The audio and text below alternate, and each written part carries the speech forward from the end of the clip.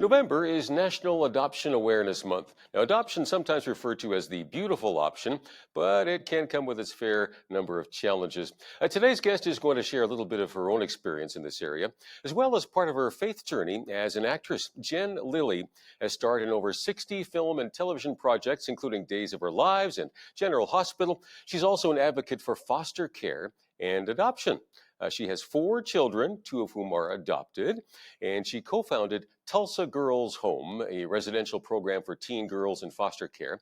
And she's the author of a new devotional book, Wake Up Your Faith. Great to have you with us, Jen. Thank you so much for having me on. Well, thanks for making time for us. Why don't we start off with telling us a bit about your book here?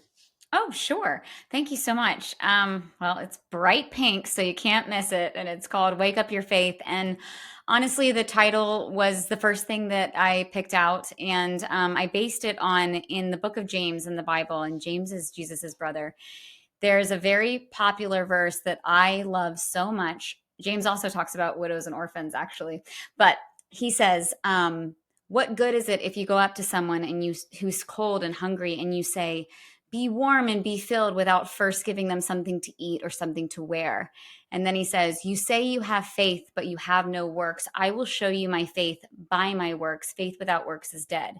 Now, I really love that because I think that when you are actually engaging with God, who the God of the Bible, Jesus, he describes himself as love.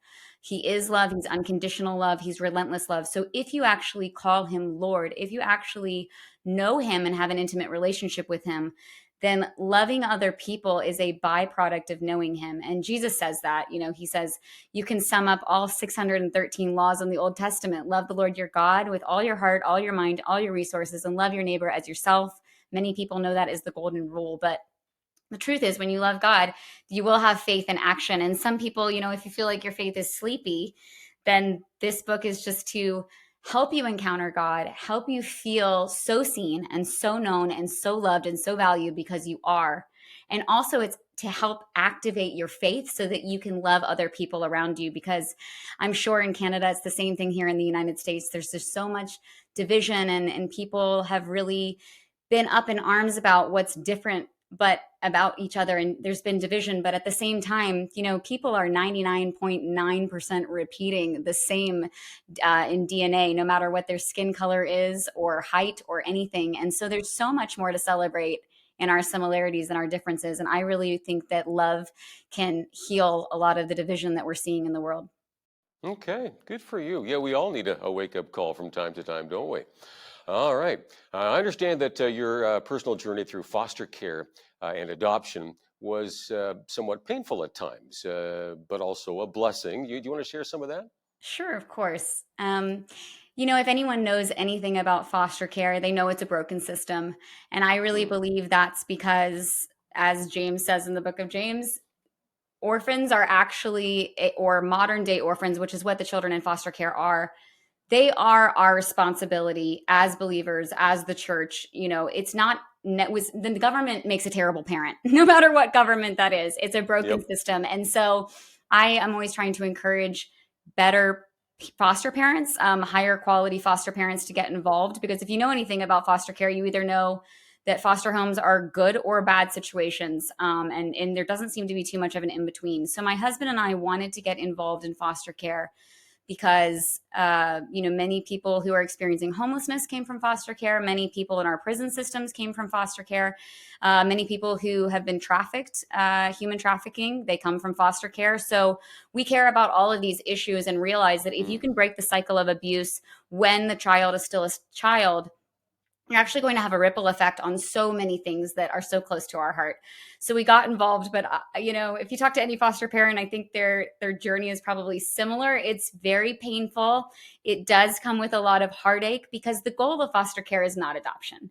The goal of foster care is actually to help these parents or caretakers get their lives back together, have a break, help heal these children while the parents or caretakers are actually getting their own selves together. And I don't know what the stats are in Canada, but I assume they kind of parallel the United States. In the United States, 29% of cases of children in foster care goes toward adoption. So my own personal journey with foster care, I always describe it like this. I say, this is me going into foster care, two very tight clenched fist, just fingernails digging into my palms. As a very A-type personality, I thought I could, wear a cape and solve the world. But foster care is so beautiful because you have no control. And that actually caused me over time to be a person who is just fully surrendered to whatever I think God is doing, and just to understand that you have to take things one day at a time. And the best you can do is love these children with all of your heart and all of your mind, and also really love their family. So I'm very grateful myself for having gone through foster care, and it was something that I would love to do again, because not only are you giving back and stopping cycles of abuse, but it really stretches me as a person and causes me to be more empathetic, which I'm really always looking for. Hmm. It's a bit of a journey too, isn't it? Up and down journeys. You've got these precious kids in your home with challenges typically, and then you've got to release them back to their parents or into adoption. So you get this emotional attachment, right? And back and forth, that can be hard on you, for sure. What advice would you give to parents considering either one, I guess, fostering or adoption?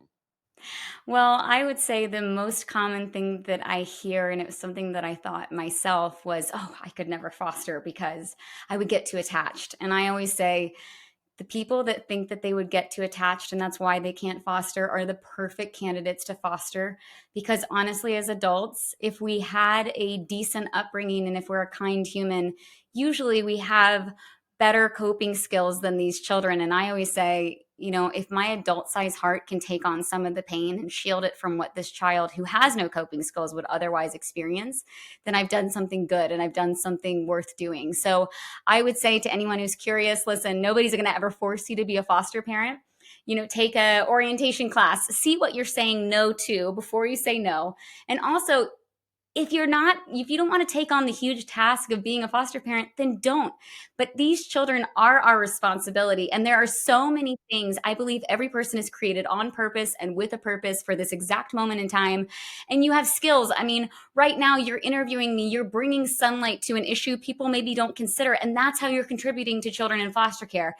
If they're a hairdresser, they can do the girls' hair on prom or homecoming, school dances, make them feel pretty, give them a free haircut. Maybe one day a month your salon opens up. If you are a mechanic, teach these children how to change a tire. Every single person can contribute in a small way, and small acts of love really do add up. So I just say never kind of discredit yourself, and don't be afraid to get involved. And of course, if you're fostering and you already have your own kids as well, that has an impact on the children, right? I guess there's probably some challenges with that, but also some positives in that too, right? Absolutely. My parents were unofficial foster parents. So for Okay. me, that's where the seeds of empathy Mm. were planted as a child. And I used to have a podcast that I don't have anymore, but it was called Fostering Hope with Jen Lilley, and it was all about foster care. And I I fostered and adopted my sons before I had my own biological children. I always knew I could have biological kids, or assumed I could. But this was a question that I asked every single foster parent who came on my podcast. What is it like for your children? Because they're involved in the journey. How are they coping with that? How are they dealing with the fact that when the kid leaves, and every single parent, much to my surprise, actually said, our kids have experienced life and empathy and love and joy on deep levels that some adults don't even know. And our kids actually love being involved. I mean, of course, you grieve. I don't want to act like you don't grieve. You grieve when the child leaves, but you also celebrate that you did good work, and you're hoping that that parent has gotten him or herself back together. So there is a celebration element as well. And so I would just encourage people, don't be afraid if you have kids. I want to foster again. So if that says anything, I would foster like once my daughter, Jackie, who's 3, is in kindergarten, then I might start the foster care journey again. Wow. Okay. You tell you're passionate about this. Now, while we're speaking about parenting, any advice on how parents can help their children, wake up, I guess, and live out real, genuine faith? Oh, I think that it's just being empathetic. I always tell my kids, like, parenting is so hard You never realize how hard it is till you're in it. I was always good with kids, but then I had my own, and your own children will test your patience and your limits like you did not know ever before. And but I always tell my kids, look, guys, you only have two jobs: love God and love people. And if you do that, like, you've done a good job. So I always try to take the pressure off. And that's really, I think that's the best advice that you can give kids. Like, you're only responsible for your own actions, your own reactions. Like, just try to take a breath and just love someone, even when they're not being loving to you. So that's an advice for everybody. I say that to myself too. Wow. Okay. Very good. Now you're in the entertainment business. You're an actress, a writer, a musician. Um, how does it work with your faith? I mean, you're. I bet you're probably outspoken about that too. Although I bet that's not easy. And does that impact, I guess, whether or not you're going to get another job in the business, right? Or are they going to shun you? That sort of thing. Thanks. That's a great question. I have lost jobs. I don't know if it's because of my faith, but I recently lost a series because I stood up for something that was right, and I knew I was going to lose the job, but it was just a bad Mm, situation, and I called it out. So I know I've lost jobs because of that, but at the same time, I just really believe that God, it says in the Bible, I believe the Bible at face value, and maybe not everybody does, but I specifically do. That's part of being a Christian. And mm, so I just believe that God is the author and finisher of my faith. I believe that He orders my hmm. steps. And I think, again, my biggest responsibility and my call and desire for Hollywood is that I believe every single person, myself included, just wants to feel seen, known, loved, and valued.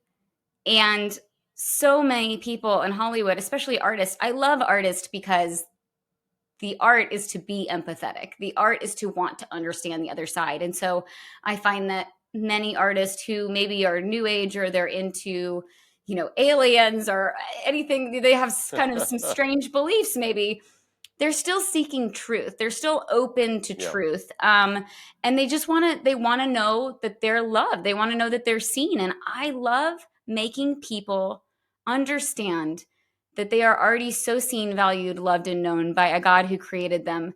And so I think that ultimately, almost every person I've ever worked with has rehired me because I'm not going into sets or situations on a soapbox. I'm going in as a friend. I'm going in to change the atmosphere on set, make it very loving, make it very positive, make sure that, the person who's running to get coffees, I know their name, and I'm making sure that they know that they have value. So I think any kind of person, regardless of faith, if you make them feel loved and valued, they're going to want you around. I love it. Man, keep doing that, Jen. And and I'll bet you appreciate when viewers actually pray for people like you as well, to have the courage and to have salt, be salt and light out there, right? Not an easy row to hoe. So, wow. Okay. And any upcoming stuff you have that our viewers should know about your next project? I have a movie out right now. It's called A Christmas Mystery. I hope you can get it in Canada. I have to preface, it's kind of like Napoleon Dynamite meets The Grinch. So it's not all my movies you see on the W channel. It's not a walking Hallmark Christmas card, but it's very cute. It's very clean. That is out. I'm going to be in the Jimmy Stewart biopic next year. It's called Jimmy. Please check that out. And if you need good Christmas presents, these are great stocking stuffers. I don't even know that I make money from them, but I will tell you, these will encourage your heart like nobody's business. I'm so grateful that I got to write it. And I just feel like I'll walk alongside you as a friend. So if you're interested in that, you can get it on Amazon and all the different places. So thank you so much for having me on. Well, Jen, thank you for making time for us today. Appreciate it. Okay, Jen Lilley, actress, writer, musician. You can check out her book and these other, access the other movies she's doing and so forth. All right, jenlilley.com.